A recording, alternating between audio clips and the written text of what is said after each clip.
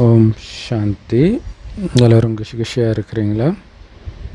1/5/2025 சாக்கார் முரளி. இனிமையான குழந்தைகளே, எல்லையற்ற ஆஸ்தியை அடையிறதுக்கு தான் எல்லையற்ற அப்பா கிட்ட வந்திருக்கிறீங்க. அதனால் இங்கே எதுவுமே எல்லைக்குட்பட்ட விஷயம் கிடையாது. ஞானம் எல்லைக்கு அப்பாற்பட்ட ஞானம், ஆஸ்தி எல்லைக்கு அப்பாற்பட்டது, அப்பாவும் எல்லைக்கு அப்பாற்பட்டவர், நீங்களும் எல்லைக்கு அப்பாற்பட்ட ஆத்மா. அதாவது இந்த உடலை கடந்தது தான் எல்லைக்கு அப்பாற்பட்டது. உடல் நினைத்தால் எல்லைக்குட்பட்டது, ஆத்மா நினைத்தால் எல்லைக்கு அப்பாற்பட்டது.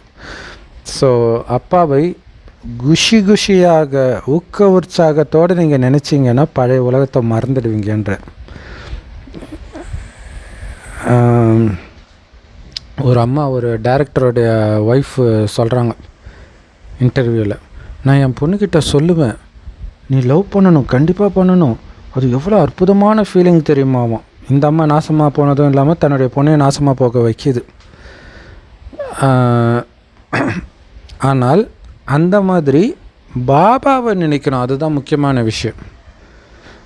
அதன் மூலமாக தான் நமக்கு நன்மை இருக்குது, அந்த ஆர்வம். ஏன்னா இங்கே லவ் பண்ணுறாங்க அப்படின்னா எதிர்காலம் பற்றிய பயம் வரும். ஆனால் பாபாவை லவ் பண்ணால் எதிர்காலம் சொர்க்கமாக மாறுது. ஸோ அதை நீங்கள் நினைக்க அங்கே சொர்க்கத்தில் எனக்கு மாளிகை உருவாகிட்டு இருக்குது அப்படின்னு நினைக்கணும். அப்போ தான் அந்த குஷியாக நீங்கள் நினைக்க முடியும். சொர்க்கத்தில் சேமிப்பாகிட்டு இருக்குது, நரகத்தில் வந்து தப்பிச்சிட்டு இருக்கிறேன், இதெல்லாம் ஞாபகம் இருக்கணும். கேள்வி: சதா உங்கள் மனசுக்குள்ளே அரைச்சிக்கிட்டே இருக்க வேண்டிய ஞானம் எது? அரைச்சி உறுதியாக்க வேண்டிய ஞானம் எது? பதில்: நான் ஆத்மா, என்னுடைய தந்தை பரமாத்மா கிட்ட இருந்த ஆஸ்தியை அடைஞ்சிட்டு இருக்கிறேன். ஆத்மாக்கள் எல்லாருமே குழந்தைகள், பரமாத்மா அனைத்து ஆத்மாக்களின் அப்பா. ஸோ அந்த குழந்தைங்க அப்பாவை சந்திக்கிற நிகழ்வு இப்போ நடக்குது. இந்த விஷயம் திரும்ப திரும்ப திரும்ப திரும்ப மனதுக்குள்ளே அரைச்சி உறுதியாக்குங்கன்றார். இல்லை, சந்தனம் அரைக்க தான் மணக்கும் அப்படின்வாங்களே, அந்த மாதிரி இந்த ஞானத்தை நீங்கள் புத்தியில் சிந்தனை பண்ண தான் உறுதியாக பதியும். ஸோ எந்த அளவிற்கு நீங்கள் ஆத்ம அபிமானி ஆகுறீங்களோ அந்த அளவுக்கு தேக உணர்வு முடிஞ்சிடும். பாடல்: யார் பிரியதர்ஷனோடு இருக்கிறாங்களோ அந்த பிரியதர்ஷினிகளின் மீது தான் ஞான மழை பொழிகிறது. ஓம் சாந்தி. குழந்தைகளாகிய நீங்கள் பாபாவோடு உட்காந்துட்டு இருக்கிறீங்கன்னு புரிஞ்சுக்கிறீங்க இல்லையா? இங்கே எந்த தேகதாரியோடும் உட்காரல. உடலற்ற தந்தை, அனைவருக்கும் தந்தை, உயர்ந்ததிலும் உயர்ந்த தந்தை, அவர் முன்னாடி உட்காந்துட்ருக்குறோம். அவரே வந்திருக்கிறார், கடவுளே வந்திருக்கிறார். ஸோ அதனால் பாபா கிட்டேருந்து என்ன நம்ம அடையிறோம் அப்படின்ற சின்ன சந்தேகம் கூட வரக்கூடாது. அப்படி வந்துச்சுன்னா நீங்கள் இங்கே உட்கார்றதே வேஸ்ட், புரியல ஞானம்னு அர்த்தம் இல்லையா? ஒட்டுமொத்த உலக ராஜ்யத்தை அடையிறோம் நாம். அழியும் பொழுது அதுக்கு பாபா ஒரு சூப்பர் கதை சொல்லுவார் இல்லையா? கடவுளின் நண்பன்ட்டு ஒருத்தன் கடவுளுக்கு ஃப்ரெண்டாக இருப்பான். ஸோ ஒரு கிராமத்தில் ஒரு ஊரில், ஸோ அந்த ஊரில் ராஜாவுக்கு வாரிசு இல்லை. அதனால் இறக்கும் பொழுது அவர் ஒரு சட்டம் போடுறார், யார் வேணாலும் ராஜாவாகலாம், ஆனால் 1 வருஷம்தான். 1 வருஷம் முடிஞ்சோன்னே அவனை பக்கத்தில் இருக்கிற காட்டில் இட்டு போய் விட்டுருவாங்க. அது பயங்கர விலங்குகள் வாழற காடு, காட்டு மிருகங்கள். அப்படின்னா என்ன அர்த்தம்? அவங்க இறந்துடுவாங்க. ஸோ அப்படி ஒரு ராஜாவுடைய அந்த 1 வருடம் முடியுதுன்னு கடவுள்கிட்ட அவன் சொல்கிறான். அப்போ கடவுள் சொல்கிறாரு, நீ நில்லு, அடுத்தது ராஜாவாக நான் வரேன்னு சொல்லு, ஏன் நான் உயிரோடு இருக்கிறது பிடிக்கலையா? அதுக்கு கடவுள் சார், நான் சொல்கிறேன்ல, நீ பட்டுக்கு செய், சரின்னு சொல்லிடுறான்.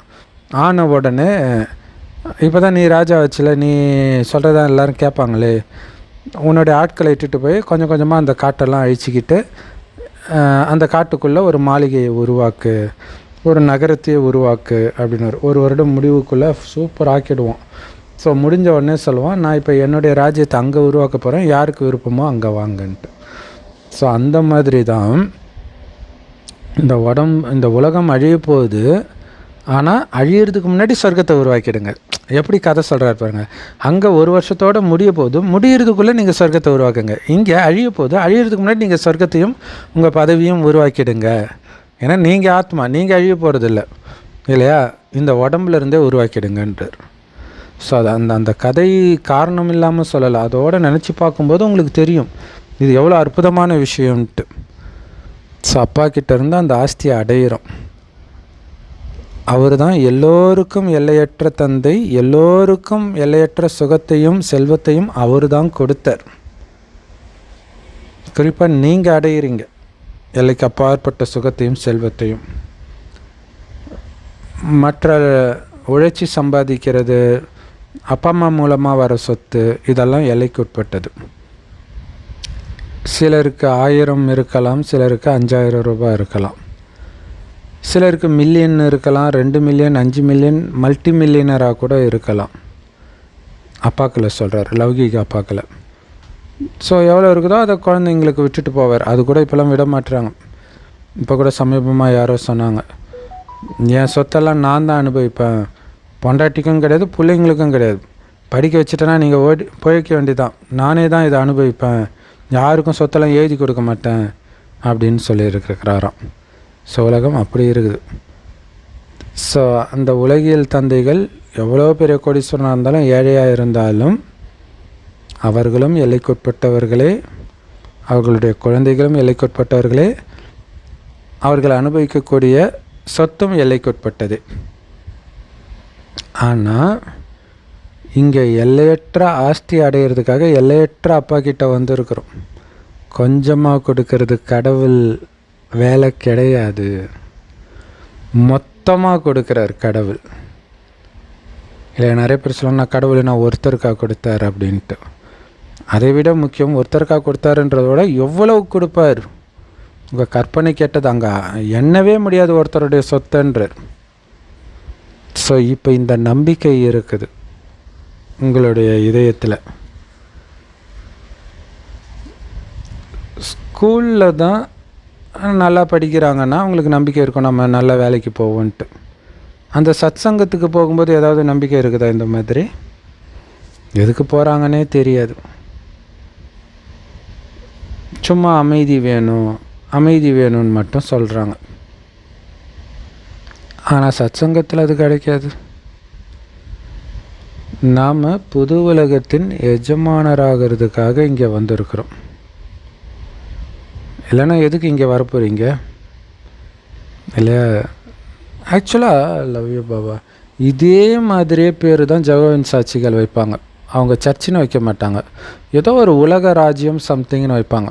அப்படியே நம்ம ஞானத்தை அவங்க காப்பி அடிக்கிறாங்க. ஸோ கரெக்டாகவும் வைக்கிறாங்க. அது பாருங்கள், அவங்க விளம்பரம் பண்ணுறதில்ல, எந்த டிவிலையும் அவங்களுக்குன்னு டிவி கிடையாது, இன்டர்வியூ கிடையாது. ஆனால் அவ்வளோ கூட்டம் சேர்ந்துருக்குது. மற்ற கிறிஸ்தவ அளவுக்கு இருக்குமான்னு சொல்ல முடியாது, பட் ஆனால் நல்லாவே இருக்கும். இடம் பத்தலைன்றதுக்காக காலையில் ஒன்று சாயங்காலம் ஒன்று அப்படி வைக்கிறாங்க சைலண்ட்டாக. ஸோ இது இது ஒரு நம்பிக்கை கொடுக்குது. அந்தந்த தர்மத்தை சார்ந்தவர்கள் வந்தே தீருவாங்க. ஆனால் நமக்கு ரொம்ப கம்மியாக தான் வராங்க இல்லையா? ஏன்னா சொர்க்கத்தில் அவ்வளோ கம்மியாக தான் இருப்பாங்க. அந்த ராஜ்யத்தை அடையிறதுக்கு தான் நீங்கள் வந்திருக்கிறீங்க, வேறு எதுக்கு வரீங்க? மேபி அந்த ஜெகோவின் சாட்சிகள் கிறிஸ்தவ மதத்தில் ஆரம்பத்தில் வருபவர்களாக இருக்கலாம்னு நினைக்கிறேன். அங்கே ஆர்ப்பாட்டம் இருக்காது, எதுவும் இருக்காது. கிறிஸ்தவர்கள் ஒரு விதமான பாஷையில் பேசுவாங்களே, அப்படிலாம் பேச மாட்டாங்க, சாதாரணமாக பேசுவாங்க. குழந்தைகள் நாளுக்கு நாள் அதிகரிச்சுக்கிட்டே இருக்கிறீங்க. பாபா நாங்கள் உலகத்துக்கு எஜமானராகிறதுக்காக வந்திருக்கிறோன்றீங்க. பாபா சொல்கிறார், கரெக்ட். உலகத்துக்கு எஜமானர், வீட்டுக்கு எஜமானர் கிடையாது, நாட்டுக்கு கிடையாது, ஒட்டுமொத்த உலகத்துக்கு. ஏன்னா இங்கே எல்லைக்குட்பட்டதே கிடையாது, எல்லாமே எல்லைக்கு அப்பாற்பட்டது. பாபா எல்லையற்ற சொர்க்கத்தின் ஆஸ்தியை, எங்கள் ஆஸ்தியை அடையிறதுக்காக வந்திருக்கிறோம். ஏன்னா ராவணன் திருடிக்கிட்டான். ஸோ இதுதான் இந்து புராண கதைகளில் பார்த்திங்கன்னா ஏதாவது ஒரு அரக்கன் வந்து சொர்க்கத்தை பிடிச்சிக்குவான். பிடிச்சோடனே இந்திரன் மற்ற தேவர்கள்லாம் சிவன்கிட்ட போய் முறையிடுவாங்க. அப்போ சிவன் வந்து தன்னுடைய மகன் அல்லது விஷ்ணு அல்லது பார்வதி தேவி இவங்களை அனுப்பி சண்டை போட்டு அந்த அரக்கனை அழித்து மீட்டு கொடுப்பார். சிவன் வந்து சண்டை போட மாட்டார். அதான் முக்கியமான விஷயம். குழந்தைகளைத்தான் அனுப்புகிறார், மனைவியைத்தான் அனுப்புகிறார். ரெண்டுமே நாம தான் இல்லை. எப்படி அடையிறதுன்ற வழியை அவர் சொல்கிறார். அதுதான் கீதையில் கூட கிருஷ்ணர் சண்டை போடலை, வழியை மட்டுமே அவர் சொல்கிறார். நாம் ஒவ்வொரு கல்பத்திலும் பாபா கிட்டேருந்து இந்த ஆஸ்தியை அடையிறோம். ஆனால் இந்த அடைஞ்சிட்றோம். அரை கல்பம் கழிச்சு இந்த மாயான்ற பூனை கமுக்கமாக ராஜ்யத்தை அது எடுத்துக்கிச்சு. இதுதான் வெற்றி தோல்விக்கான விளையாட்டு. பாபா குழந்தைங்களுக்கு புரிய வைக்கிறார். குழந்தைங்களும் வரிசைக்கிரமமாக புரிஞ்சுக்கிறாங்க. நீங்கள் யார் முன்னாடி உட்காந்துட்ருக்குறீங்க? அவர் ஒன்றும் சாது சன்னியாசி கிடையாது. நீங்கள் என்ன ட்ரெஸ்ஸு போட்டிருக்கீங்களோ அதே ட்ரெஸ்ஸு போட்டிருக்கிற சாதாரண மனிதன். அவருக்குள்ளே இருந்து உங்ககிட்ட பேசிகிட்டு இருக்கிறது தான் சிவபாபா. யாராவது யாரை பார்க்க போகிறீங்க அப்படின்னு கேட்டால் நீங்கள் என்ன சொல்கிறீங்க? பாப்தாதாவை பார்க்க போகிறோன்னு சொல்கிறீங்க. பாபான்னா அப்பா, தாதான்னா அண்ணன். அப்போ அப்பாவையும் அண்ணனையும் பார்க்க போகிறீங்கன்னா இது குடும்பம் ஆயிடுச்சு இல்லையா? எதுக்காக வந்திருக்கிறீங்க? அங்கே போய் என்ன அடைய போகிறீங்க அப்படிங்கிறது யாருக்குமே புரிஞ்சிக்க முடியாது. ஸோ இல்லை, இங்கே நீங்கள் எதுக்கு வரீங்க? சொர்க்கத்தை அடைய. சன்னியாசிகள் கிட்ட எதுக்கு போகிறாங்க? அவங்களுக்கே தெரியாது. இல்லை, நாகராஜ் சாது அப்படியே சர்டிஃபிகேட்டை எரிச்சிட்டார், அவ்வளோதான். ஒரு நாளில் ஃபேமஸ் ஆகிட்டார். அடுத்தது வீடை ₹1 விற்றார், இன்னும் ஃபேமஸ். அதை இன்டர்வியூ கொடுத்தாரு, இன்னும் ஃபேமஸ். ஆனால் இதெல்லாம் எதுக்கு பண்ணுறார்? ஓகே, ஃபேமஸ் ஆகிறதுக்கு வேணால் யூஸ் ஆகும், மற்றபடி எதுக்கு பண்ணுறார் அவங்களுக்கே தெரியாது. ஏன்னா கடவுளை பற்றி அவருக்கு தெரியாது. நாம் எல்லாரும் கடவுள்ன்றார், அதுக்கு எதுக்கு எல்லாத்தையும் விட்டுட்டு வந்தார்? ஸோ கடவுள்கிட்ட போகிறோம், ஆஸ்தி, அதாவது பாப் தாதா கிட்ட போகிறோம், ஆஸ்தியை அடைய போகிறோம் அப்படின்னு சத்சங்கத்துக்கு போகிறவங்க சொல்ல மாட்டாங்க. தாத்தாவுடைய சொத்து எல்லா பேர குழந்தைங்களுக்கும் உரிமை இருக்குது இல்லையா? சிவ தாத்தாவுடைய சொத்து பேர குழந்தைகளாகிய நமக்கு உரிமை இருக்குது. எப்படி தாத்தா ஆனார்? நம்ம அப்பா பிரம்மாவுடைய அப்பா, அப்பாவோட அப்பா தாத்தா தானே. எப்படியும் நீங்கள் சிவபாபாவுக்கு அழிவற்ற குழந்தைகள் தான் ஆத்மாக்கள் இல்லையா? ஆத்மா எப்பவுமே சிவனோட குழந்தை தான். ஆனால் உடல்னு பார்க்கும்போது பிரம்மா, அதுக்கப்புறம் அவருடைய அப்பா, அப்போ தான் தாத்தாவை ஆயிடுறார். பிரஜாபிதா பிரம்மாவுடையவராக இப்போ ஆகிறதன் மூலமாகத்தான் சிவபாபாவுக்கு பேரன் பேத்திகளாக ஆகுறீங்க. நம்ம ஆத்மாக்கள் அப்படின்னு இப்போ புரிஞ்சுக்கிறீங்க. ஸோ இது உங்களுடைய இதயத்தில் உறுதியாக ஞாபகம் இருக்கணும்.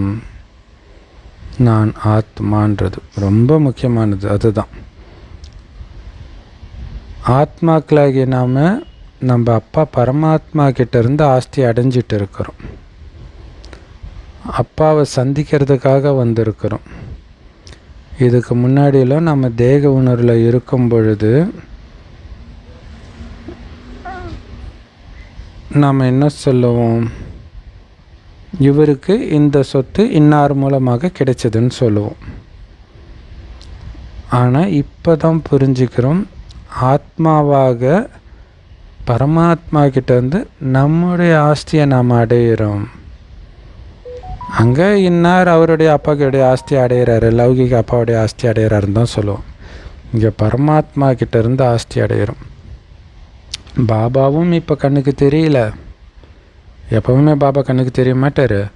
பாபா கொடுக்குற ஆஸ்தி இப்போ கண்ணுக்கு தெரியல, வெறும் ஞானம் மட்டும் தெரியுது.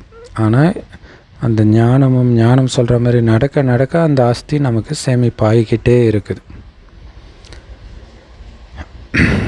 ஆத்மாக்கள் குழந்தைகள், பரமாத்மா ஆத்மாக்களின் தந்தை. வெகு நாட்கள் கழித்து அப்பாவோடு குழந்தைங்க சந்திக்கிறோம். முழு கல்பத்திலும் ஒரே ஒரு முறை தான் இந்த சந்திப்பு நடக்குது சங்கமயுகத்தில். இதுக்கு முன்னாடி ஒருபொழுதும் கடவுள் வந்தது கிடையாது. இப்போ சந்திக்கிறதுடைய நினைவாக செயற்கையாக நிறைய மேலாக்கள் பக்தி மார்க்கத்தில் உருவாக்கிட்டாங்க. கும்பமேளா, கும்பாபிஷேகம் எல்லாமே. இது ஆத்மாக்களின் மிக அற்புதமான மேலா சந்திப்பு. ஏன்னா வெகு காலமாக பரமாத்மா கிட்ட இருந்து ஆத்மாக்கள் விலகியே இருந்தோம், பிரிந்து இருந்தோம். எந்த ஆத்மாக்கள்? தேவதை ஆத்மாக்களாகிய நீங்கள் தான். நம்ம தான் ஃபஸ்ட்டே வந்துட்டோம் இல்லையா? நாம் அந்த இனிமையான அமைதியான வீட்டின் வசிக்கிறவங்க அப்படின்னு புரிஞ்சுக்கிறோம். நம்முடைய வீடுனா பரந்தாமம் தான் ஞாபகம் வரணும். வீடுனாலே டக்குன்னு அங்கே வரணும். பாருங்களா, நம்ம வீடு பரந்தாமன்னு எந்த அளவுக்கு நினச்சிருந்தா பக்தி மார்க்கத்தில் வீடு பேறு நிலைன்னு இதே விஷயம் வருது. ஆனால் அவங்களுக்கு தெரியாது ஏன் அந்த வீடு பேறு நிலைன்னு ஏன் வச்சாங்க. இப்போ ஆத்மா வீட்டுக்கு போகிறதுன்னு தெரியாது. ஏன்னா இங்கே 5000 வருடம், குறிப்பாக 2500 வருடம் நரகத்தில் நடித்து சோர்ந்து போயிட்டோம். அதனால தான் இங்கேருந்து தப்பிச்சா போதும், அமைதி கிடைச்சா போதும், இந்த பிறவா நிலை அடைந்தால் போதும்னு சன்னியாசி குருகளை தேடி போனீங்க. ஏன்னா நீங்கள் என்ன நினச்சிக்கிறீங்கன்னா, அவங்க வீடு வாசல்லாம் விட்டு போயிட்டாங்கப்பா, அப்போ கண்டிப்பாக நல்ல பவர்ஃபுல்லான உண்மையான சாமியாராக தான் இருக்கணும், அவர்கிட்ட இருந்து நமக்கு அமைதி கிடைக்கும்னு போனீங்க. பாபா சொல்கிறார், அப்படியெல்லாம் கிடையாது. இப்போ இருக்கிறவங்க எங்கே யாரும் இல்லாத காட்டுக்கு போகிறாங்க, சிட்டிக்கு வந்துட்டாங்க. யாரை பாரு திருவண்ணாமலையில் ஆசிரமம் இல்லையா? நாகராஜ் சாதா அங்கே போய் உட்காந்துட்டார். அடுத்தது இப்போ அன்னபூர்ணி அவங்க அங்கே போய் ஒரு ஆசிரமத்தை கட்டிட்டாங்க. எல்லாம் அங்கே தான் ஆசிரமம். எங்கே கூட்டம் அதிகமாக வருதோ அங்கே போய் வைக்கிறாங்க. அதனால் குகை, காட்டில் இருந்த குகையெல்லாம் இப்போ காலி ஆயிடுச்சு. சிட்டியில் குருவாக உட்காந்துட்டாங்க. ஆனால் உண்மையிலே அவங்க என்ன பண்ணணும்? துறவர மார்க்கத்திற்கான ஞானத்தையும் தூய்மையும் தானே போதிக்கணும். ஆனால் இங்கே என்ன பண்ணுறாங்க? பணம் சம்பாதிக்கிறது எப்படி, பாசிட்டிவ் திங்கிங் எப்படி, வெற்றி பெறுவது எப்படி, கணவன் மனைவி ஒற்றுமையாக வாழ்வது எப்படி, இந்த மாதிரி விஷயத்தை சொல்லி கொடுத்துட்டு இருக்கிறாங்க. இப்போ திருமணம் கூட சன்னியாசிகள் நடத்தி வைக்கிறாங்க. ஸோ சங்கராச்சாரியர் திருமணம் பண்ணி வைப்பாரா என்னன்னு தெரியல. சரி, ஆனால் அவங்க அப்படி கீழான நிலையை நோக்கி சன்னியாசிகள் போயிட்டுருக்கிற அதே நேரம் குழந்தைகளாகிய நீங்கள் யோக பலத்தினால உங்கள் கர்மேந்திரியத்தை முழுக்க உங்கள் கட்டுப்பாட்டில் எடுத்துகிட்டு வரீங்க. எப்படி? சன்னியாசிகளே கர்மேந்திரியங்களை கட்டுப்பாட்டில் எடுத்துகிட்டு வர முடியாத சூழ்நிலை அடையும் பொழுது பாபா பாருங்களேன், இதை நினச்சாலே ஆச்சரியமாக இருக்கும். கிறிஸ்தவ தர்மமோ முஸ்லீம் தர்மமோ ஆரம்பத்தில் இருந்தே ஸ்ட்ரிக்ட்டு தான், மேலேருந்து வந்தவொடனே ஸ்ட்ரிக்ட்டு தான். ஆனால் நம்மளை பாபா அப்படியே விட்டுட்டார் பாருங்க. சொர்க்கத்தில் என் குழந்தை சூப்பராக இருக்குன்னு விட்டுட்டார். நரகத்துலேயும் ஒன்றுமே கிடையாது. நம்மளுக்கு ஏதாவது ரூல்ஸ் இருக்குதா? நம்ம பாட்டுக்கு ஜாலியாக குப்பையில் கிரண்டு வந்து கடைசியில் குளிப்பாட்டி விட்டுறாரு. சூப்பராகி இப்போ சொர்க்கத்துக்குன்னு. மற்றவங்களுக்கெல்லாம் பார்க்கும்போது டென்ஷன் ஆட்டா, பாவி இவ்வளோ நாள் ஸ்ட்ரிக்டாக இருந்த நாங்கள் போக முடியல, இவங்க கடைசி நேரத்தில் ஸ்ட்ரிக்டாகி போயிட்டாங்களே. இது பார்த்தா ஒரு சிம்பு படத்தை டைலாக் தான் ஞாபகம் வருது. யார் ஃபாஸ்ட்டாக போகிற முக்கியம் இல்லை, கடைசியில் யார் ஃபஸ்ட்டு வராங்கன்றது தான் முக்கியம்ன்ட்டு. அந்த மாதிரி நம்ம தான் கடைசியில் ஃபஸ்ட்டு வரும். யோக பலத்தின் மூலமாக கர்மேந்திரியங்கள் குளிர்ச்சியாகவும் அமைதியாகவும் ஆகுது. ஏன்னா இப்போ கர்மேந்திரியங்கள் சஞ்சலம் அடைஞ்சிட்டு இருக்குது. யோக பலத்தின் மூலமாக அதை குளிர்ச்சிப்படுத்தணும், வெற்றி கொள்ளணும். பிறகு அது எந்த விதமான குறும்புத்தனமும் பண்ணக்கூடாது. நீங்கள் எதை பார்க்கணுன்றீங்களோ அந்த ஆத்மாவைத்தான் பார்க்கணும், வேறு எங்கேயும் புத்தி போகக்கூடாது. அந்த அளவுக்கு யோக பலத்தில் இருந்து, ஏன்னா உலகத்தையே அடக்கலாம், ஆனால் தன்னை அடக்கிறது தான் பெரிய கஷ்டம். அதையும் நீங்கள் பண்ணுறீங்க. ஆனால் யோக பலம் இல்லாத வரைக்கும் உங்களால் கர்மேந்திரியத்தை அடக்கவே முடியாது. இப்போ யோகமே நமக்கு தான் தெரியும், அப்போ மற்றவர்கள் எப்படி கர்மேந்திரியங்களை அடக்க முடியும்? பாபா சொல்கிறார், யோக பலத்தின் மூலமாக தான் கர்மேந்திரியங்களின் குறும்பை உங்களால் முடிக்க முடியும். யோக பலத்தில் தான் உண்மையிலே சக்தி இருக்குது. ஆனால் ரொம்ப முயற்சி தேவை, கவனம் கொடுத்துக்கிட்டே இருக்கணும். டக்கு டக்கு டக்கு டக்குன்னு கட்டாயிட்டே இருக்கும். பாபா பார்த்துக்கிட்டே இருப்பீங்க, டக்குன்னு வேறு ஏதோ எண்ணம் வந்து உங்களை வேறு பக்கம் அழைச்சிட்டு போயிடும். ஸோ அதோடைய நினைவாக தான் மகாபாரதத்தில் அர்ஜுனன் யுத்தம் பண்ணும்போது, அர்ஜுனன் இருந்தால் தர்மரை சிறைப்பிடிக்க முடியாது, அதனால் அர்ஜுனனுக்கு வந்து அப்படியே ஆட்டம் காட்டி வேறு பக்கம் அழைச்சிட்டு போயிடுன்ட்டு ஜெயத்ரதன்கிட்ட துரியோதனன் சொல்லுவான். அந்த மாதிரி தான் பாபா நினைவை மறக்கடிக்கிற அத்தனை டிஸ்ட்ராக்ஷனும் ஜெயத்ரதன் அப்படிங்கிறத புரிஞ்சுக்கணும். ஸோ திரும்ப திரும்ப இதே லைனே பாபா சொல்லிகிட்டு இருக்கிறார். இன்றைக்கி முரளியில் இதுதான் ரொம்ப முக்கியமானது. யோக பலத்தின் மூலமாக தான் கர்மேந்திரியங்களின் குறும்பை நீங்கள் முடிக்க முடியும். ரொம்ப முயற்சி பண்ணணும் யோக பலத்தை அதிகரிச்சுக்கிறதுக்கு. இல்லை உடம்பு பலத்தை அதிகரிக்கிறதுக்கே வருஷக்கணக்கில் ஜிம்முக்கு போகிறாங்க, என்னென்னமோ சாப்பிட்றாங்க, இல்லையா ப்ரோட்டீன்ட்டு என்னென்னமோ சாப்பிட்றாங்க, அதில் நிறைய பேர் செத்தும் போயிடுறாங்க. ஆனால் இங்கே யோக பலம் ரொம்ப முக்கியமானது. அப்போ இதுக்கு புத்திக்கு தீனி என்னது? முரளி, சுபமான எண்ணங்கள், இதைத்தான் சாப்பிட்டுக்கிட்டே இருக்கணும் சதா. வீண் விஷயங்கள் போச்சுன்னா முடிஞ்சு போச்சு. இன்னும் போக போக கர்மேந்திரியங்கள் தடுமாறுறது நின்றுடும், சஞ்சலமாகிறது நின்றுடும். இந்த அழுக்கான வியாதிகள் எதுவும் தங்க யுகத்தில் இருக்காது. மனம் தடுமாறுறது தான் முக்கியமாக அழுக்கான வியாதி. இங்கே உங்களுடைய கர்மேந்திரியத்தை கட்டுப்படுத்த கற்றுக்கிட்டீங்க, அதனால தான் அங்கே எந்த அழுக்கும் இருக்கிறதில்ல, அழுக்கான நோயும் வர்றது கிடையாது. அதோடைய பேரே சொர்க்கம். ஆனால் இதை மறந்துட்டதுனால இந்த கல்பத்தின் ஆயுள் லட்சக்கணக்கான வருடங்கள்னு சொல்லிட்டாங்க. அதனால தான் இன்னும் விழுந்து விழுந்து கோயில் கட்டுறாங்க. இதோ இப்போ கூட ராமர் கோயில் கட்டினாங்க. இது இல்லாமல் நிறைய கோயில் கட்டிக்கிட்டு தான் இருக்கிறாங்க. உலகம் அழிய போகுதுன்னு தெரிஞ்சால் கட்டுவாங்களா? பாபா சொல்கிறாரு, லட்சக்கணக்கான வருடத்தின் விஷயம் எதுவுமே ஞாபகம் இருக்காது. 5000 வருஷத்தில் இப்பயே எதுவுமே ஞாபகம் இருக்கிறது இல்லை, இல்லையா?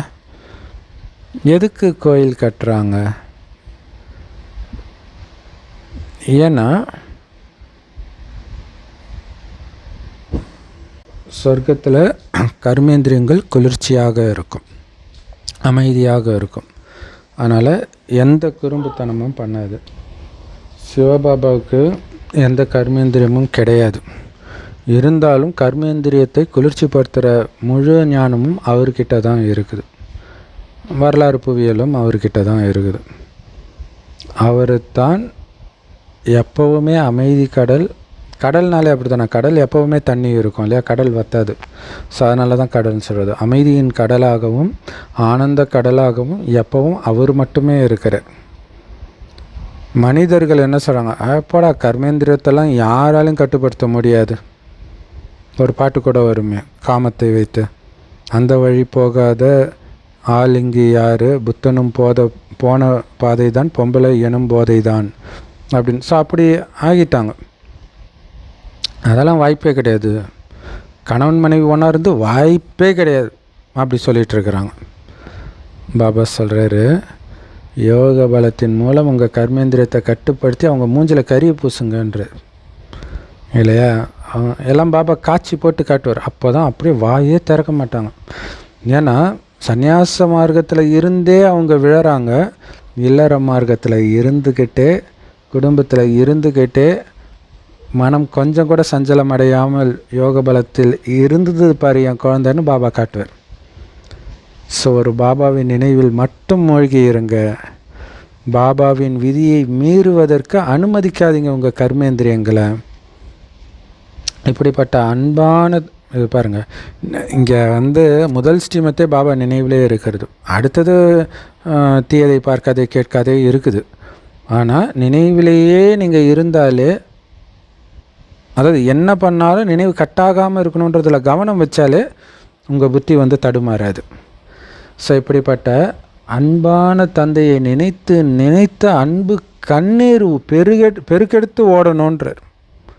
இப்போ எப்படி நினைக்கணும் இல்லை, அதை நீங்கள் யோசித்து பார்த்தா தெரியும். அது அந்த அன்பிலே மூழ்க மூழ்க, பாபா நீ முன்னாடியே வந்திருக்கக்கூடாதா பாபா, முன்னாடியே எனக்கு கிடச்சிருக்கக்கூடாதா பாபான்னு நீங்களே பெணாத்த ஆரம்பிச்சிடுவீங்க. ஸோ அந்த மாதிரி அன்பு கண்ணீர் வரணும். மற்றபடி ஆத்மா பரமாத்மாவோடு கலக்காது, கரையாது. ஒரே ஒரு முறை பாபா எப்போ இந்த உடலை கடன் எடுக்கிறாரோ அப்போ தான் உங்களை சந்திக்கிறார். இது எவ்வளோ பெரிய விஷயம் இல்லையா. Love you Baba. இப்போ லௌகீக அப்பா அம்மா கணவன் மனைவி யாராவது இறந்துட்டாங்கன்னா சிலர் இன்னொருத்தர் உடம்புல வர வைப்பாங்க. அதுக்குன்னே நிறைய பேர் இருக்கிறாங்க இல்லையா. அவங்க பேசுவாங்க, அப்படியே அழுவாங்க. ஏன்னா இவங்களுக்கு தெரியும் அவங்கள. ஆனால் நம்ம பாபாவை இது வரைக்கும் நாம் உடலில் பார்த்ததே கிடையாது. வரும்போதே இப்படி தான் பார்க்குறாரு, இன்னொருத்தர் உடம்புல தான் நம்ம பார்க்குறோமே. இதுலேயே நமக்கு அவர் மேலே அன்பு வருது. யோசிச்சு பாருங்கள், மனிதர் உணர்ந்து கொள்ள மனித காதலால் நம்ம காதலைத்தான் சொல்ல முடியும். உடலற்றவர் மீது காதல். ஒரே ஒரு தடவை தான் அவரை நீங்கள் சந்திக்கிறீங்க அப்படின்னு நினைத்தாலே உங்களுக்கு கண்ணில் கண்ணீர் வர வேண்டாமா? ஸோ அப்படிப்பட்ட பாபா கிட்ட நீங்கள் எவ்வளோ அன்பாக பழகணுன்றார். ஏன்னா பாபாவுக்கு அவ்வளோ உற்சாகம், குஷியாக இருக்குது குழந்தைங்கள பார்க்கும்போது. அப்போ நீங்களும் எப்படி பேசணும், பாபா நீ என்னை உலகத்துக்கே எஜமானராக்கி ஆக்க போகிற பாபா, ஆனாலும் நீ அதை பார்க்க இருக்க மாட்டியே பாபா. முன்னாடியே தெரியுது. ஏன்னா இப்போ நிறைய பேர், இப்போ ஏதோ ஒரு தங்க நகை கடை ஃபேமஸானவர், அவர் சொல்கிறார், நான் வாழ்ந்ததை எங்கள் அம்மா பார்க்கல, எனக்கு ஆசை எங்கள் அம்மா பார்த்துருக்கணும், எங்கள் அப்பா கூட பார்த்தாரு ஆனால் எங்கள் அம்மா பார்க்கல அப்படின்றாங்க. ஆனால் இவர் இப்படி மாறுவாருன்னு அவருக்கே தெரியாதுல்ல. ஆனால் நமக்கு கன்ஃபார்மாக தெரியும், சொர்க்கத்தில் போவோம் எல்லாமேன்ட்டு, எல்லாத்துக்கும் மேலே இதை பார்க்க பாபா இருக்க மாட்டார்னு தெரியும்னா அது எப்படி இருக்கும் யோசிச்சு பாருங்கள். ஒரு சைலேந்திர பாபா ஐபிஎஸ் அவர்கள் ஒன்று சொல்லியிருந்தார் ஸ்டூடெண்ட்ஸ் கிட்ட பேசும்போது, நீங்கள் வளர்ந்து பெரிய ஆள் ஆகிறத சாதிக்கிறத உங்கள் அப்பா அம்மா பார்க்க மாட்டாங்க. அதனால் அவங்களுக்கு நீங்கள் கொடுக்குற சுகம் இப்போ நீங்கள் நல்லா படிக்கிறதான். இதை நாளைக்கு உங்களுக்கு வேலை கொடுக்குதோ இல்லையோ அது வேறு விஷயம். ஆனால் இப்போ நல்லா படிக்கும்போது அவங்களுக்கு ஒரு நம்பிக்கையும் சந்தோஷம் கொடுக்குறீங்க பார்த்தீங்களா, அவங்களுக்கு கொடுக்குற சந்தோஷம் இது மட்டும்தான்ற. அதே மாதிரி இப்போ பாபா ஞானத்தின்படி நீங்கள் நடக்கிறீங்க பார்த்தீங்களா, இதுதான் பாபாவுக்கு நாம் கொடுக்குற சந்தோஷம். அதனால தான் சத்தியமான உள்ளத்தில் பிரபு திருப்தி அடைகிறார், பாபா திருப்தி அடைகிறார்னு சொல்கிறாங்க. ஸோ அதனால் பாபா உலகத்துக்கே என்னை எஜமானராக்க போகிறேன்னு, இந்த சொத்து சுகத்தை வச்சுட்டு நான் என்ன பாபா பண்ண போகிறேன், எல்லாத்தையும் விட்டுடுறேன் பாபா, உனக்காக கொடுத்துட்றேன் பாபா எல்லாத்தையும். ஆக்சுவலாக விஜய் ஆண்டனி மியூசிக் டைரக்டர் அவரை 2-3 இன்டர்வியூவில் சொல்லிட்டார், எவனாவது கடவுளை பார்த்துருக்கானா, இல்லை நான் தான் கடவுள்னு கூட சொல்லட்டும், நான் எல்லாத்தையும் விட்டுறேன், மியூசிக்கை விட்டுறேன், சினிமா விட்டுறேன் இப்படிலாம் சொல்கிறார். ஸோ சென்னையில் இருக்கிறவங்க தயவுசெய்து அவரை தேடி கண்டுபிடிச்சி போய் ஞானத்தை கொடுங்க. ஏன்னா அந்த ஆத்மா தாகத்தில் இருக்குது, விட்டுறன்றார், கொடுக்கணும். நம்ம 2-3 வீடியோ போட்டு பார்த்தோம், அவர் கண்ணில் அது படலை போல் இருக்குது. ஸோ நமக்கு கிடச்சிட்டார், கன்ஃபார்மாக தெரியும் இது எல்லாமே மண்ணுக்குள்ளே தான் போகுதுன்ட்டு. அதுக்கு முன்னாடி அதை பாபா கிட்ட கொடுத்துடுங்க எல்லாத்தையும். பிரம்மா பாபாவை பற்றி சொல்கிறார். அவர் அப்படி தான் ஆனாராம். பாபா நீ என்னை நாராயணன் ஆக்க போகிற, இந்த சொத்தை வச்சுட்டு நான் என்ன பண்ண போகிறேன், தன்னுடைய குழந்தைய பற்றி கூட நினைக்கலன்றார். அதுக்கு நேற்று முரளியில் சொன்னார் பாருங்க, சூப்பராக. கொடுத்தது நீ தானே, அதுக்கு நீ தானே பொறுப்பு, நான் எதுக்கு அதை பற்றி கவலை பண்ணணுன்ட்டு எல்லாத்தையும் பாபாட்ட கொடுத்துட்டார். ஒரு பையனுக்கு மட்டும் கல்யாணம் பண்ணி வைக்கலையே, மற்ற பசங்களுக்கெல்லாம் பண்ணி வச்சுமே, நீ ஏன் எனக்கு மட்டும் பண்ணலன்னு சண்டை போடுவாங்க. இதை பற்றிலாம் அவர் யோசிக்கல, அது உன் குழந்தை தானே. அந்த காலத்தில் எல்லாருமே அப்படி நினைப்பாங்க, மரத்தை வச்சவன் தண்ணி ஊற்றுவான்ட்டு. ஸோ அதனால் நான் எல்லாத்தையும் விட்டுடுறேன் பாபா. அப்படியே ஒரு பைத்தியக்காரன் மாதிரி மாறினாராம் பாபா அந்த போதையில். எல்லாரும் கேட்க ஆரம்பித்தாங்க, என்ன ஆச்சு இவருக்கு, திடீர்னு இந்த தாதாவுக்கு என்ன ஆச்சு? யாராவது வைர வியாபாரம் நல்லா ஓடுற வியாபாரத்தை விடுவாங்களா? தன்னுடைய பிஸ்னஸை விட்டுட்டு பாபா கிட்ட வந்துட்டார். அவருடைய சந்தோஷத்தின் அளவு அவ்வளவு ஏறிடுச்சு, அந்த போதை. காட்சி வேற கிடச்சிடுச்சு, அவருக்கு ராஜ்யம் கிடைக்க போகுதுன்ட்டு. ஆனால் எப்படி கிடைக்கும்னு தெரியாது, அதுதான் முக்கியமான விஷயம். காட்சி தான் கிடச்சதே தவிர அடுத்தது எப்படி அது கிடைக்கும்னா ஃபுல் டீட்டெயிலாம் அவருக்கு தெரியாது, என்னென்ன நடக்கும்னு தெரியாது. ஆனால் அதை அடைய போகிறேன்னு மட்டும் அவருக்கு தெரியும். எல்லாத்தையும் விட்டுட்டார், சந்தோஷமாக விட்டார். ராஜ்யத்தை அடையிறன்ற சந்தோஷத்தில் எல்லாத்தையும் விட்டுட்டார். இல்லை நான் உனக்கு புது ட்ரெஸ்ஸு கொடுக்குறேன், பழைய ட்ரெஸ்ஸை அவுத்து போட்டோன்னே டக்குன்னு அவுத்துட்டார், முடிஞ்சு போச்சு. புது உடல், புது ராஜ்யம், எல்லாத்தையும் விட்டுட்டார் பழசை ஃபுல்லாக. பிறகு கொஞ்சம் கொஞ்சமாக அவருக்கு இந்த ஞானம் கிடைத்தது. ஸோ குழந்தைகளாகிய நீங்கள் ஸ்கூலுக்கு வந்திருக்கிறீங்க, இங்கே உங்களுக்கு தெளிவாக லட்சியம் இருக்குது. இது ராஜயோகம், ராஜா ஆக்கிறதுக்கான யோகம். நாம் எல்லையற்ற ராஜ்யத்தை அடையிறதுக்காக எல்லையற்ற தந்தைக்கிட்ட வந்திருக்கிறோம். அவர்கிட்ட படிக்கிறோன்னு நமக்கு தான் தெரியும், கடவுள்கிட்ட படிக்கிறோம் இல்லை. அதோடைய நினைவு பாருங்களா, கடவுள்கிட்ட படிக்கிறோன்றது சிவன் கோயிலில் தட்சிணாமூர்த்தின்ட்டு மேலே இருக்கும், கோபுரத்தில் இருக்கும் நிறைய கோயிலில். ஒரு மரத்துக்கு அடியில் உட்காந்து அவர் ஞானத்தை சொல்லுவார். தரையில் கிடையாது, அது உட்கார மாதிரி ஒன்று கட்டியிருப்பாங்க மரத்தை சுற்றி, அந்த கோயிலெல்லாம் கட்டியிருப்பாங்களே அந்த மாதிரி, அதில் உட்காந்து சொல்லுவார். கீழே சப்த ரிஷிகள் உட்காந்து கேட்பாங்க. ஸோ அப்படி கடவுள்கிட்டையே நாம் படிக்கிறோன்னா உங்களால் ஏற்றுக்க முடியல. இந்த கடவுள் வந்து சொல்லி கொடுக்குறாருன்றாங்க, ஈஷா யோகாவும் சொல்கிறார், ஒரு காலத்தில் வந்து சொல்லி கொடுக்குறாருன்னு. இங்கே சொல்லி கொடுக்குறாருன்னா அது புரிய மாட்டேங்குது அவங்களுக்கு. ஸோ இவ்வளவு நாளாக பாபா துக்கத்தை நீக்கி சுகத்தை கொடுங்க, என்னை தயவுசெய்து இங்கேருந்து இட்டுட்டு போங்க அப்படின்னு அவரைத்தான் நீங்கள் நினைவு பண்ணிட்டு இருந்தீங்க. பெண் குழந்தைங்க என்ன சொல்கிறாங்க, எங்களுக்கு ஸ்ரீகிருஷ்ணர் மாதிரி குழந்தை வேணுன்றாங்க. அது சொர்க்கத்தில் தான் குழந்தை சாத்தியம், அவர் அங்கே தான் பிறப்பார், சொர்க்கத்தை சார்ந்தவர் அவர். இங்கே அவருடைய பொம்மையை தான் நீங்கள் வச்சு ஊஞ்சல் ஆட்ட முடியும். எல்லா பெருமாள் கோயிலும் அது பண்ணுவாங்க இல்லையா. ஆனால் சொர்க்கத்தில் தான் உயிரோட்டமாக அந்த மாதிரி குழந்தை உங்களுக்கு கிடைக்கும். இப்போ நீங்கள் உங்களுடைய சொர்க்க ராஜ்யத்தை அடையணும். கண்டிப்பாக அங்கே உங்களுக்கு இளவரசன் இளவரசிகள் இருப்பார்கள். ஸோ கண்டிப்பாக இளவரசன் இளவரசிகள் அங்கே இருப்பாங்க. தூய்மையான குழந்தை வேணும் கிருஷ்ணர் மாதிரின்ற உங்கள் ஆசையெல்லாம் அங்கே தான் நிறைவேறும். இங்கே கூட நிறைய இளவரசன் இளவரசிகள் இருக்கிறாங்க, ஆனால் அவங்க நரகவாசிகள். ஆனால் உங்களுக்கு சொர்க்கத்தில் வசிக்கக்கூடிய குழந்தை தான் வேணும். அதற்கான இந்த படிப்பு ரொம்ப ரொம்ப சகஜமானது, ஈஸியான படிப்பு. பாபா சொல்கிறாரு, நீங்கள் ரொம்ப பக்தி பண்ணியிருக்கிறீங்க, ரொம்ப பக்தியில் அலைஞ்சி திரிஞ்சிருக்கிறீங்க, கல் முள் காலுக்கு மெத்தைன்னு சுற்றி இருக்கிறீங்க. எவ்வளோ சந்தோஷமாக போனீங்க, அலைய தான் செஞ்சீங்க, அதுவே சந்தோஷமாக அலைஞ்சிங்க. அவ்வளோ சந்தோஷமாக தீர்த்த யாத்திரைக்கெல்லாம் போனீங்க. அமர்நாத்துக்கும் நீங்கள் போனீங்க, அமர்நாத் போன்ற இடங்களுக்கு எல்லாம் கூட நீங்கள் போனீங்க. அது இமயமலையில் இருக்குது. அங்கே தான் சங்கரர் பார்வதிக்கு அமரக்கதை சொன்னதாக நம்புகிறாங்க. ஆனால் உண்மையான அமர்நாத் பாபா தான். அவரே நமக்கு சத்தியமான அமரக்கதையை சொல்கிறார், மரணத்தை வெல்லும் கதையை சொல்கிறார் பார்வதிகளாகிய நம்ம கிட்ட. நாம் டைரெக்டாக அமர்நாத்துக்கிட்ட அந்த கதையை கேட்டுட்டு இருக்கிறோம். ஸோ அங்கே அமர்நாத் குகைக்கு போய் என்னத்தை அவங்க கேட்க போகிறாங்க?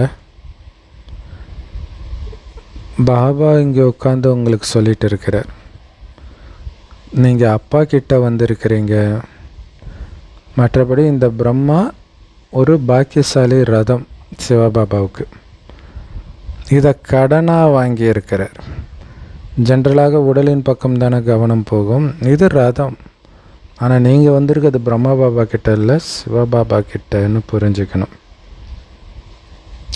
நாம் சிவபாபா கிட்ட போகிறோம், அவருடைய ஸ்ரீமத்தை மட்டும்தான் ஃபாலோ பண்ணுவோம் அப்படின்றது உங்கள் மைண்டில் இருக்கணும். நீங்கள் விரும்பினா பாபா கிட்ட நீங்கள் எதை வேணாலும் கேட்கலாம். சிலர் சொல்கிறாங்க, பாபா என்னால் இந்த ஞானத்தை பேசவே முடியல, மற்றவங்க கிட்ட சொல்ல முடியல அப்படின்றாங்க. பாபா என்ன சொல்கிறார்? முயற்சி பண்ணு குழந்தை, கண்டிப்பாக முடியும். ஏன்னா நீ தானே முயற்சி பண்ணணும், பாபா என்ன பண்ண முடியும்? முயற்சி பண்ணால் அது தானாக வந்துடும். இதோடைய நினைவாக பக்தி மார்க்கத்தில் எத்தனை கதை இருக்குது. பேச முடியாதவர் பேசினார் அப்படின்ட்டு. பைபிளில் கூட பார்த்திங்கன்னா மோசஸ்க்கு திக்குவாயனாதான் காட்டியிருப்பாங்க. பாபா குழந்தைகளுக்கு மிக உயர்ந்தவர்களாக ஆகிறதுக்கான ஈஸியான வழி சொல்லி கொடுக்குறார். என்னது? ஆத்மான்னு உணர்ந்து பாபாவை நினைக்கிறது, மெயினாக அவர் கூடவே இருக்கிறது புத்தியினால். அதை அனுபவத்தில் எடுத்துகிட்டு வரணும், அது ரொம்ப முக்கியமானது. முதல்ல உங்களுடைய கர்மேந்திரியங்களை கட்டுப்படுத்துங்க. ரெண்டாவது தெய்வீக குணங்களை தாரணை பண்ணுங்க. இல்லை, கர்மேந்திரியம் சஞ்சலமாகக்கூடாது. அடுத்தது தெய்வீக குணங்களை வெளிப்படுத்தணும் உங்களுடைய கர்மேந்திரியங்கள். அதனால் கோபப்படுற யார் சொல்கிறதையும் கேட்காதீங்க. இல்லையா, கோபமாக உங்ககிட்ட பேசுகிறாங்கன்னா அதை கேட்காதீங்க. ஒரு காதில் வாங்கி இன்னொரு காதில் விட்டுருங்க. உங்களுக்கு பிடிக்காத விஷயத்தை நீங்கள் ஏன் கேட்குறீங்க? கோபப்படுறது உங்களுக்கு பிடிக்குமா? நீங்கள் கோபப்பட போகிறீங்களா? ஸோ கேட்காதீங்க. டக்குன்னு புத்தியை வேறு இடத்துக்கு இட்டுட்டு போக தெரியணும். அதுக்கு தான் பாபா சூக்ஷ்மாதனத்துக்கு வாங்க, பரந்தாமத்துக்கு வாங்க, சொர்க்கத்துக்கு வாங்கன்ற. உங்களுடைய கணவன் கோபப்படுறத பார்க்குறீங்க, உங்களை அடிக்க போகிறாரு அப்படின்னா நீங்கள் என்ன பண்ணுவீங்க? எப்போ உங்கள் கணவர் கோபமாகிறாரோ அப்படியே அவர் மேலே மலர் அர்ச்சனை பண்ணுங்க. ஆக்சுவலாக லௌகீகத்தில் கோபப்படுறதே நல்லா அர்ச்சனை பண்ணாருன்னுவாங்க. அது ஆக்சுவலாக கோபப்படும் போது நாம் மலர் அர்ச்சனை, அதாவது ரொம்ப அன்பான வார்த்தைகளை பயன்படுத்துங்கன்ற. அவர்கிட்ட சிரித்த முகத்தோடு இருங்க. நிறைய யுக்திகள் இருக்குது. சிலர் கோபமும் காமமும் நிரம்பியவர்களாக இருக்கிறாங்க. ஸோ அவங்கக்கிட்டேருந்து காப்பாற்றுங்கன்ட்டு கள்ளங்கபடமற்ற தாய்மார்கள் கூப்பிடுறாங்க. ஒரே ஒரு திரௌபதி மட்டும் கிடையாது, நீங்கள் எல்லோருமே திரௌபதிகள் தான். துச்சாதனன் கிட்டேருந்து காப்பாற்றுறதுக்கு நீங்கள் எல்லோரும் என்னை கூப்பிட தான் செய்கிறீங்க. ஸோ பாபா உங்களை துகிலெறியப்படுவதிலிருந்து காப்பாற்றுவதற்காகத்தான் வந்திருக்கிறார். பாபா சொல்கிறாரு, இந்த மரண உலகத்தில் இதுதான் உங்களுடைய கடைசி ஜென்மம். நான் குழந்தைகளாகிய உங்களை சாந்தி தாமத்துக்கு அழைச்சிட்டு போகிறதுக்காக வந்திருக்கிறேன். அழுக்காக இருந்துக்கிட்டே ஆத்மாவால் சாந்தி தாமத்துக்கு போக முடியாது. ஸோ அப்போ தூய்மை ஆக்கிறதுக்கு நான் வந்திருக்கிறேன். எல்லோரையும் நான் தூய்மை ஆக்கணும், அதுக்கு தான் வந்திருக்கிறேன்.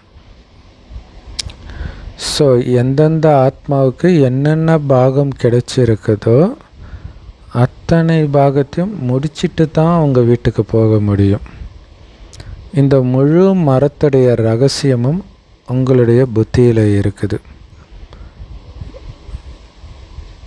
ஆனாலும் ஒரு மரத்துடைய எல்லா இலைகளையும் ஒருத்தரால் எண்ண முடியாது. அதிலும் குறிப்பாக இந்த சிருஷ்டி மரத்தில் இருக்கக்கூடிய இலைகளாகிய ஆத்மாக்கள் எத்தனைன்னு யாராலையும் எண்ண முடியாது.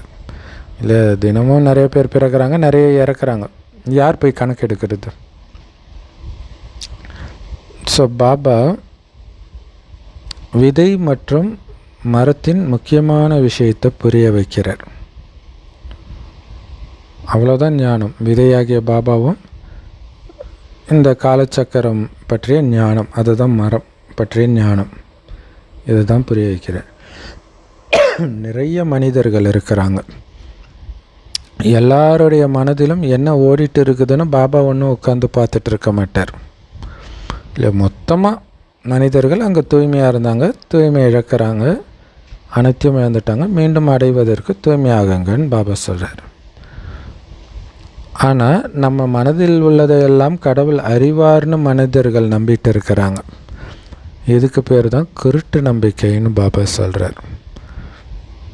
நீங்கள் என்னை கூப்பிட்டதே வந்து தூய்மையாக்கி ராஜயோக ஞானத்தை கற்றுக் கொடுங்கன்னு தான் கூப்பிட்டீங்க.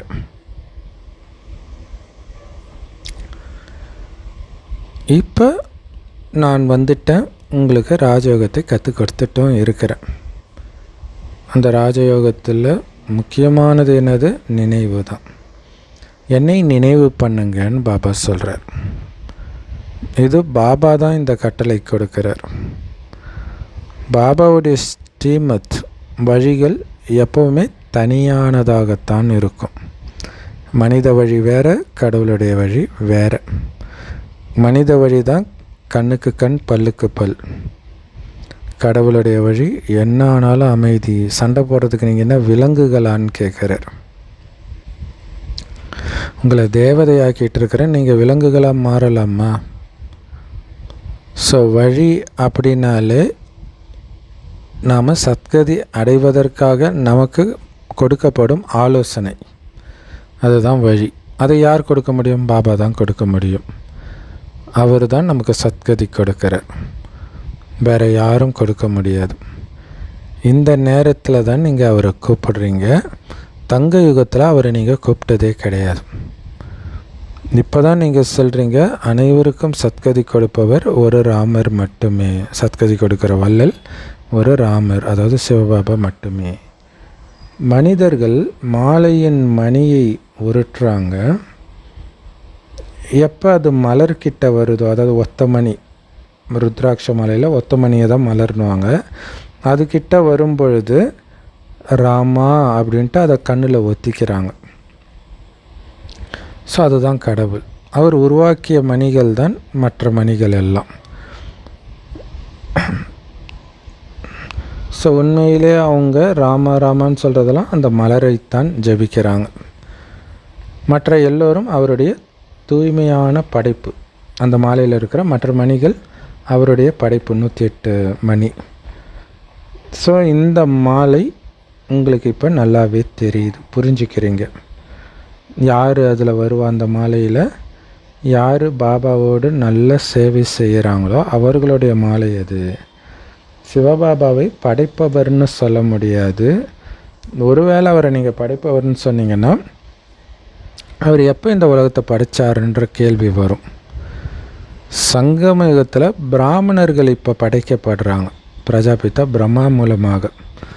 ஸோ இதுதான் பாபாவுடைய படைப்பு இல்லை, உலகத்தை படைக்கல, பிராமணர்களை படைக்கிறார். பிராமணர்களின் மூலமாக அனைத்தையும் மாற்றுறார், உலகத்தை சொர்க்கமாக்குறார். ஸோ சிவபாபாவுடைய படைப்போ அனாதி இல்லை, ஆத்மா எப்போவுமே அனாதி தான், அதை தூய்மையானதாக மாற்றுறார். பாபா வருவது அழுக்கானவர்களை தூய்மையாக்குறது, அதுக்கு தான் வரார். இப்போ இது பழைய உலகமாக இருக்குது, தேவதைகள் புது உலகத்தில் தான் இருப்பாங்க. ஸோ பழைய உலகம் அழிஞ்சு புது உலகம் தானாக வந்தால் கூட அங்கே தேவதைகள் வசிப்பார்களே, அவர்களை யார் மாற்றுறது இல்லை? இப்போ கலியுகத்தில் இருக்கிற சூத்திரர்கள் தான் சொர்க்கத்தில் தேவதை ஆகிறாங்க, தெய்வீக குணத்தை நிரப்பிட்டு அங்கே போய் தேவதையாக பிறக்கிறாங்க. அப்போ யார் அவங்களுக்குள்ள தெய்வீக குணத்தை நிரப்புறது? பாபா தான் நிரப்புறாரு, நம்மை மீண்டும் தேவதையாக ஆக்கிட்டு இருக்கிறார். சூத்திரன்லேருந்து முதல்ல நம்மை பிராமணர்களாக ஆக்குறாரு, பிறகு பிராமணர்களிருந்து தேவதைகளாக மாற்றுறார். நாம் தேவதைகள் ஆகிறதுக்காகத்தான் பிராமணர்கள் ஆகியிருக்கிறோம். ஸோ அதனால் பிரம்மா மனித சிருஷ்டியின் படைப்பவர், மனித சிருஷ்டியின் ஆதி மனிதன், ஆதி தகப்பன் அவர் தான், தலைவர் அவர் தான். மற்றபடி சிவபாபாவோ அனைத்து ஆத்மாக்களுக்கும் எப்பவும் அழிவற்ற தந்தையாகவே தான் இருக்கிறார். ஸோ இந்த புத்தம்புது விஷயங்களை எல்லாம் இந்த சங்கமயுகத்தில் தான் நீங்கள் கேட்குறீங்க. இருந்தாலும் யார் ரொம்ப புத்திசாலிகளாக இருக்கிறாங்களோ அவங்க தான் இதை நன்றாக தாரணை பண்ண முடியும். கொஞ்சம் கொஞ்சமாக பாபா குழந்தைகளுடைய எண்ணிக்கை அதிகரிச்சுக்கிட்டே இருக்கும். நாம் எப்படி ஆரம்பத்தில் தேவதைகளாக இருந்தோம், பிறகு 84 பிறவிகள் எடுத்து சூத்திரர்கள் ஆனோம் அப்படிங்கிறத பாபா ஞாபகப்படுத்துகிறார். அதோடைய ரகசியம் நமக்கு தெரியும்.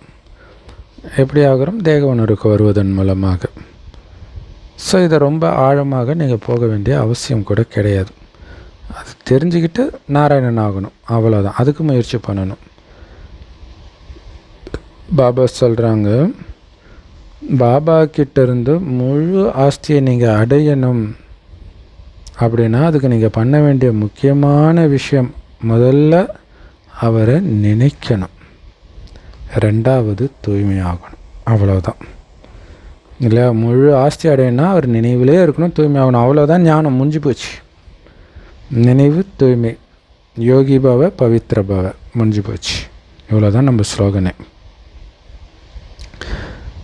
ஸ்வதர்ஷ்ன சக்கரதாரியாக ஆகுங்கள், மற்றவர்களையும் உங்களுக்கு சமமாக ஆக்குங்கள். ஸ்வதர்ஷ்ன சக்கரதாரியாக மாற்றுங்க. அது ரொம்ப ஈஸி, சக்கரம் சுற்றுறது.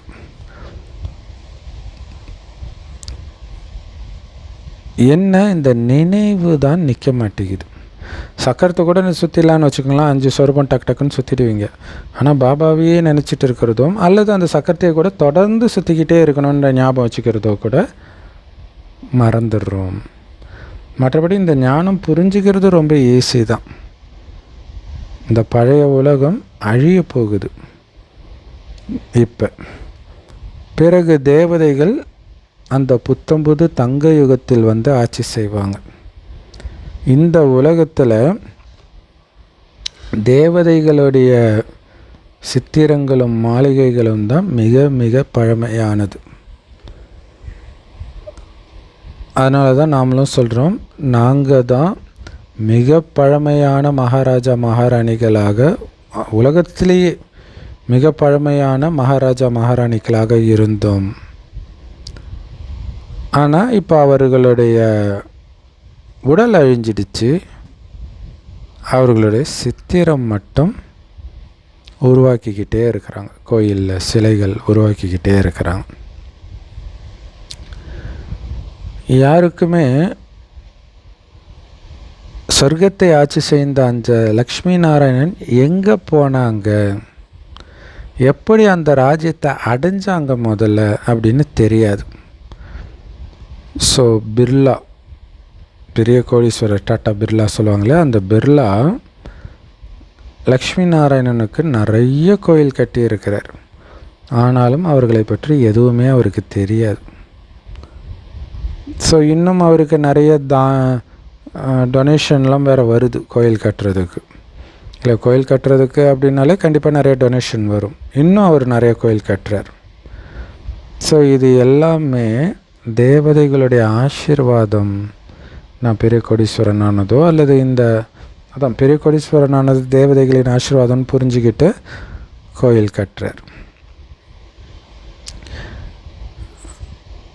கலப்படமற்ற பக்தி, சிவனை மட்டும் செய்த பக்தியைத்தான் கலப்படமற்ற பக்தின்னு சொல்ல முடியும்.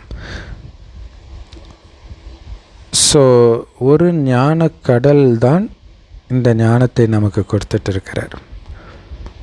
மற்ற அனைத்தும் பக்தி மார்க்கத்தை சார்ந்தது. இந்த ஞானத்தின் மூலமாகத்தான் நமக்கு அரை கல்பத்திற்கு சத்கதி கிடைக்குது.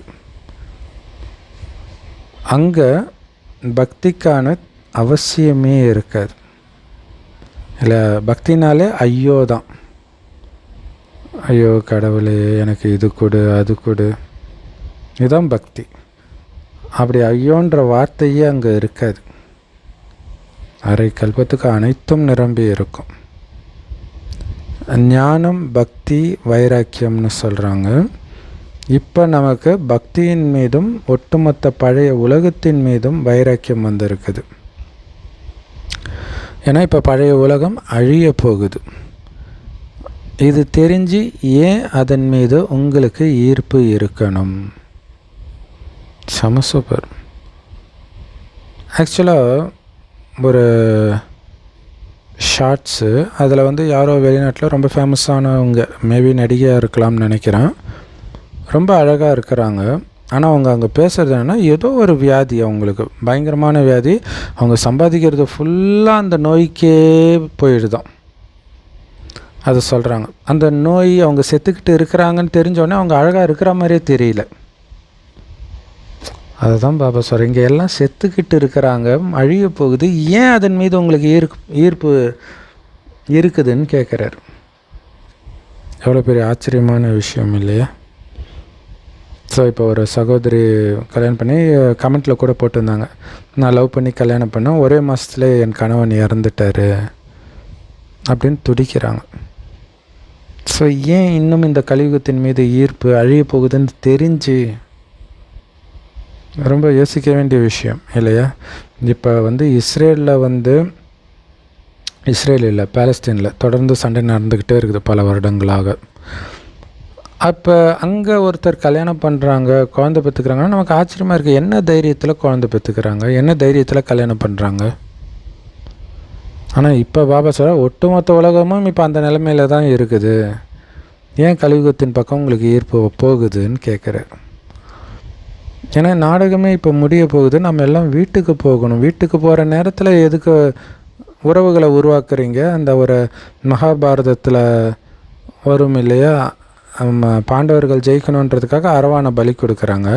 பலி கொடுக்கும்போது நான் அழகான ஒரு பொண்ணை கல்யாணம் பண்ணிக்கணுன்ற, நாளைக்கு அவன் சாகணும், அவனுடைய கடைசி ஆசை என்னென்னா அழகான பொண்ணை கல்யாணம் பண்ணணுமா? நாளைக்கு சாகிறவனுக்கு எதுக்கு அந்த ஆசை?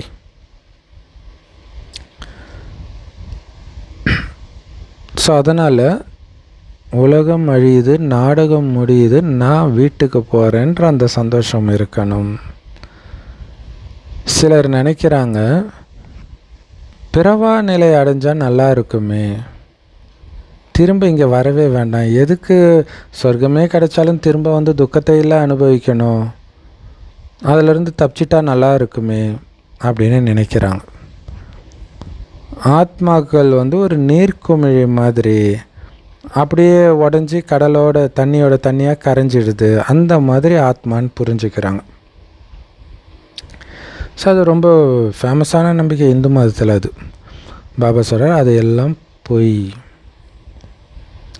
நடிகர் கண்டிப்பாக நடித்து தான் ஆகணும், ஒவ்வொரு ஆத்மாவும் நடிகர்கள் தான். வீட்டிலே உட்காந்துட்டு இருக்கிறவரை எப்படி நடிகர்னு சொல்ல முடியும்? எல்லா ஆத்மாவும் நடிகர்களே இங்கே வந்து அவங்கவுங்களுடைய பாகத்தை நடித்தே ஆகணும், நடித்து முடிச்சுட்டு தான் போக முடியுன்றார்.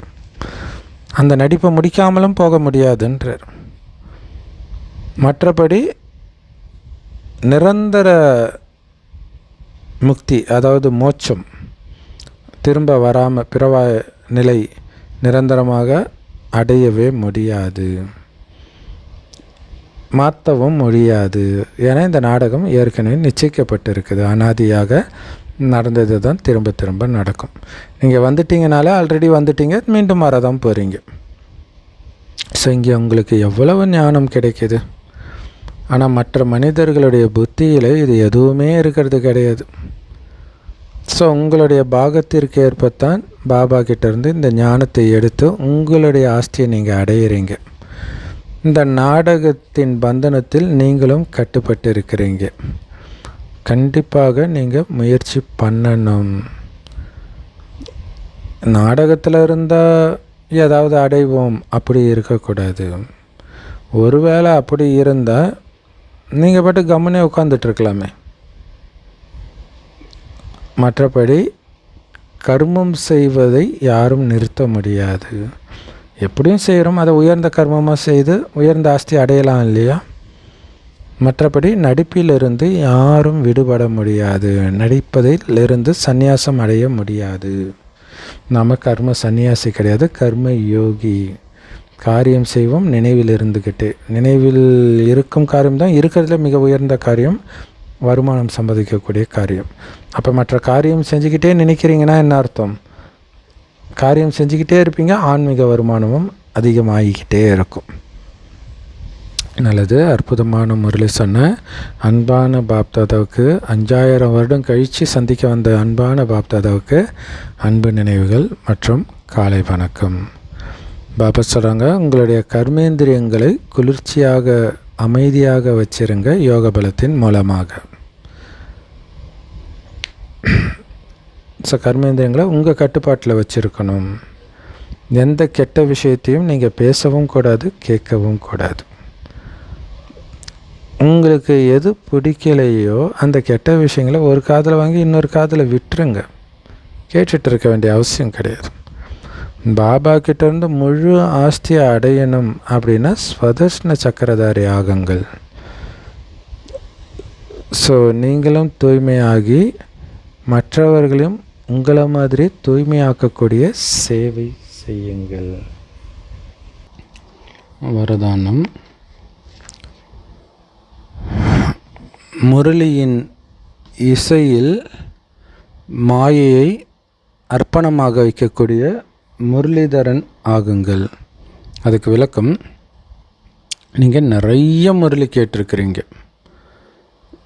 ஸோ இப்போ நீங்கள் என்ன மாதிரி முரளிதரன் ஆகணும் அப்படின்னா, உங்களுடைய முரளிக்கு மாய சரண்டர் ஆயிடணும், அர்ப்பணம் ஆயிடணும்.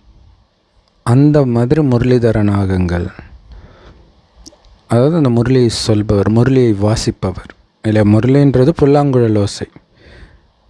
நீங்கள் இந்த முரளியின் ரகசியம்ங்கிற இசையை தொடர்ந்து இசைச்சிக்கிட்டே இருக்கிறீங்க. அதாவது உங்கள் மனதில் அதை அசை போட்டு அதிலிருந்து வெண்ணெய், அதாவது நிறைய ரகசிய கருத்துக்களை மனதுக்குள்ளே எடுக்க எடுக்க எடுக்க எடுக்க மாயா சதா காலத்துக்கும் உங்ககிட்ட சரண்டர் ஆகிடும். ஏன்னா மாயையுடைய முக்கியமான ரூபம் என்ன தெரியுமா? சாக்கு போக்கு சொல்கிறது. இந்த ஒரு தடவை மட்டும் கோபப்பட்டால் ஒன்றும் இல்லை, காம வயப்பட்டால் ஒன்றும் இல்லை, இந்த மாதிரி வரும். ஆனால் அந்த சாக்கு போக்கு சொல்லக்கூடாது அப்படின்னு முரளியின் மூலமாக அதற்கு ஒரு தீர்வை நீங்கள் கண்டுபிடிச்சிட்டீங்க அப்படின்னா மாயா சதா காலத்துக்கும் முடிஞ்சு போயிடும். ஏன்னா எப்போ இந்த சாக்கு போக்கு சொல்கிறது சதா காலத்துக்கு முடியுதோ அப்போ மாயாவும் சதா காலத்துக்கு முடிஞ்சிடும். ஸோ அதனால் முரளியின் கருத்தை வைத்து இதை கரெக்டாக ஈஸியாக சொல்லணும்னா திட எண்ணம். பாபா சொல்லலை திட எண்ணம். இங்கே இப்போ சமீபமாக சொன்னார் இல்லையா, ஸ்வமானம் அப்படிங்கிற ட்ரெஸ்ஸை போட்டுக்கிறீங்க, கூடவே திட எண்ணம் அப்படின்ற பெல்ட்டை போட்டுக்கோங்க. அப்போ மாயா அவங்க பின்னாடி அடிமையாக வரும் அப்படின்னு சொன்னார் இல்லையா. ஸோ இதெல்லாம் அந்த திட எண்ணம் எடுத்துகிட்டு வர்றது, திட எண்ணம் எடுத்துகிட்டு வந்தாலே சாக்கு போக்கு வரல அப்படின்னு அர்த்தம். ஸோ இது எல்லாமே அந்த முரளியில் உள்ள கருத்துக்களை திரும்ப திரும்ப மனதில் அசை போட்டுக்கிட்டே இருக்கும்போது அந்த வைராக்கியம் வரும், மாயை வராது. ஸ்லோகன்: அனுபவங்களின் சொரூபமாக ஆகுங்கள், அப்போ இந்த சந்தோஷத்தின் பாக்கியத்தின் ஜொலிப்பு உங்களுடைய முகத்திலே தெரிய ஆரம்பிக்கும்ன்றார். இல்லை, சுகஸ்வரூபமாகணும்னா அந்த சொரூபத்தை அனுபவத்தில் எடுத்துகிட்டு வரணும், அந்த அனுபவத்தின் சொரூபமாகணும், அப்போ அது உங்கள் முகத்திலே தெரியும் அப்படின்னு பாபா சொல்கிறார். அவிக்தேஸ்வரா செம பவர்ஃபுல். ஆன்மீக ராயல்ட்டி மற்றும் தூய்மையின் தனித்தன்மையை தாரணை செய்யுங்கள். சங்கமயுக பிராமண வாழ்க்கையுடைய விசேஷமே தூய்மை தான். இல்லை, ஞானிகளுக்கும் நமக்கும் உள்ள என்ன வித்தியாசம்? தூய்மை, அங்கே அசுத்தமாக இருக்கிறாங்க. ஸோ அதனால் நீங்கள் குடும்பத்தில் இருந்து கொண்டே அனைத்து விதமான அசுத்தத்தை கடந்த நிலையில் இருங்கள். எந்த அசுத்தமும் உங்ககிட்ட நெருங்கக்கூடாது. உங்கள் கனவுல கூட அழுக்கான எண்ணம் கூட வரக்கூடாது. கனவில் கூட அந்த அசுத்தம் உங்களால் நெருங்க முடியாத மாதிரி நீங்கள் இருக்கிறது தான் உலகத்திற்கு நீங்கள் சவால் விடுவதற்கான வழி. இல்லை, தந்தை தந்தை பிள்ளையை வெளிப்படுத்தினார், மகன் பிதாவை வெளிப்படுத்தினார்ன்றது இப்படித்தான். அவர் பரிசுத்தமானவர் என்பதை என்னுடைய பரிசுத்தத்தின் மூலமாக நான் நிரூபிக்கிறேன், வெளிப்படுத்துகிறேன். இதுதான் சவால் விடுறது. ஸோ இதுதான் பிராமணர்களுடைய ஆன்மீக ராயல்ட்டி மற்றும் பர்சனாலிட்டியை. ஸோ செம பவர்ஃபுல்லான அவிக்தேஸ்வரா. சாந்தி. Love you Bap Dada. Thank you Bap Dada. குஷி குஷியாக இருங்க, குளிர்ச்சியாக இருங்க.